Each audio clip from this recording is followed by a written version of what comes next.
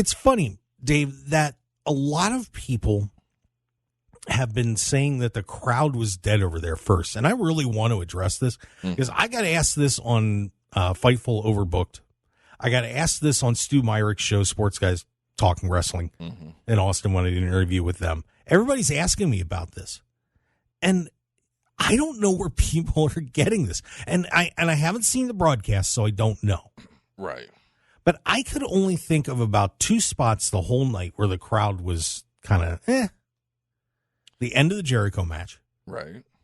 And the Jamie Hayter situation when they were dragging her out to the ring. That one was a little too. Right. But, I mean, Dave, do you think it's a fair statement to say the crowd was pretty good? That was my, going back watching review shows, the testament was the crowd was dead in Vegas. The crowd was not into this, and I was like, did I miss something? Because they were hot the whole night, except for a couple spots, right? And then when I went back and watched all the videos I had, they were popping for everything. They were popping for everything. Yeah, I don't know where everybody was getting that. So I don't know if they think that this is like a Puerto Rican crowd or an English crowd that's supposed to be there, but it was loud in there. I think that the shots that came, when it showed the empty seats on the hard cam side, people just took that and ran with it. That filled up as well as the show went on. That was the first match, when they took it with the Battle Royal. But yeah, I was I had people watch it. I talked to Gerald, and he said that he thought everybody was popping. It was a good show, but everybody I saw online was nah, it was dead there. Do not go back to Vegas. This tweet came from a new friend of mine. Let me get that tweet up here. Matt Black, who is the senior editor over at WrestleZone.com. Okay. Here's what he said, and I felt bad because we just start talking, and I had to jump on him on this. Here was his tweet. He was talking to the Busted Open guys and said, people travel for AEW pay-per-views since there used to be only 4 a year. People choose Forbidden Door over DON since they were a month apart. And here is where he got me. Vegas is not, in caps, a good wrestling city. DON needs to go elsewhere next year. Wow. Yeah. So I kind of jumped in on that. Okay. Because I'm not seeing that.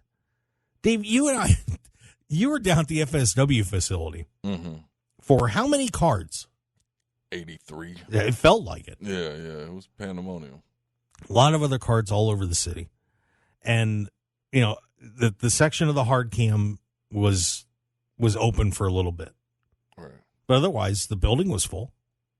Yeah. I mean, I saw maybe a couple seats here or there, but nothing major that would make me go, oh my God, there's a problem.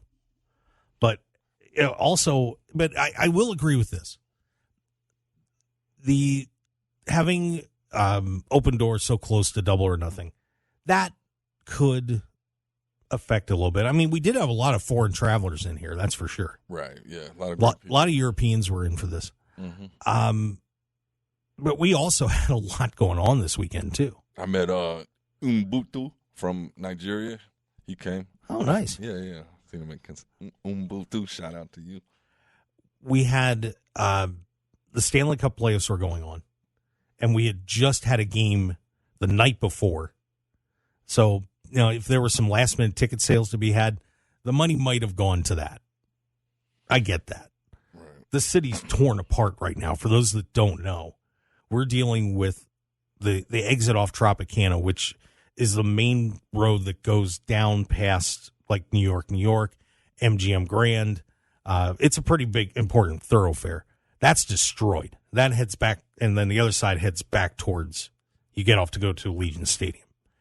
And we're also dealing with the Formula One situation where the most of the strip and the area is ripped to shreds because they feel like we have to work on all the roads at once instead of doing maybe one at a time or two. Get her done. It's a disaster. Hold on. So you're saying once we get the roads fixed, then it'll be a good wrestling town? I'm gonna tell you. It didn't help for this because there's a lot of travelers coming in, and and plus you have locals too. And you know what it's like to be a local here in Las Vegas, Dave, right? Mm-mm. Do you go to the Strip? Mm-mm. Right. We don't go to the Strip. We go down there if there's maybe a concert or a show we want to see, if maybe we want to have a really good meal and go to one of the restaurants down there. Chica's Bonitas.